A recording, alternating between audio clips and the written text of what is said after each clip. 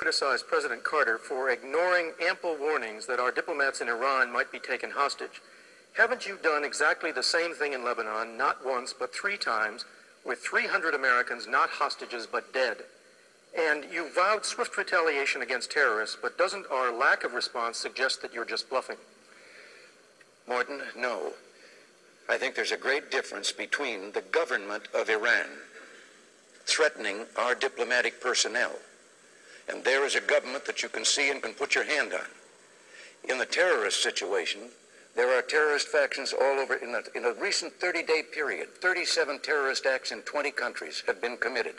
The most recent has been the one in Brighton. In dealing with terrorists, yes, we want to retaliate, but only if we can put our finger on the people responsible and not endanger the lives of innocent civilians there in the various communities and in the city of Beirut where these terrorists are operating. I have just signed legislation to add to our ability to deal, along with our allies, with this terrorist problem. And it's going to take all the nations together, just as when we banded together, we pretty much resolved the whole problem of skyjackings some time ago. Well, the red light went on. I could have gone on forever. Mr. Mondale, your rebuttal. Groucho Marx said, "Who do you believe, me or your own eyes?" And what we have in Lebanon is something that the American people have seen.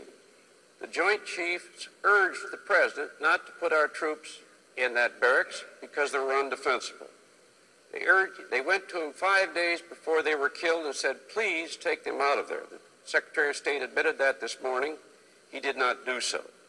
The report following the explosion of the barracks disclosed that we had not taken any of the steps that we should have taken. That was the second time.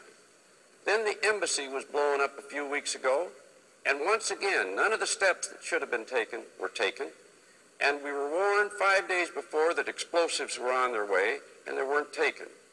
The terrorists have won each time. The President told the terrorists he was going to retaliate. He didn't. They called their bluff. And the bottom line is the United States left in humiliation, and our enemies are stronger. Mr. President, your rebuttal. Yes. First of all, Mr. Mondale should know that the President of the United States did not order the Marines into that barracks. That was a command decision made by the commanders on the spot and based with what they thought was best for the men there. That is one. And the other things that you've just said about the terrorist, I'm tempted to ask you what you would do. These are unidentified people, and after the bomb goes off, they're blown to bits because they are suicidal individuals who think that they're going to go to paradise if they perpetrate such an act and lose their life in doing it. We are going to, as I say, we're busy trying to find the centers where these operations stem from, and retaliation will be taken. But we are not going to simply kill some people to say, "Oh, look, we got even." We want to know when we retaliate that we're retaliating with those who are responsible for the terrorist acts. And terrorist acts are such that our own United States Capitol in Washington has been bombed twice. Mr. Truitt, your question to President Reagan. Mr. President, I want to raise an issue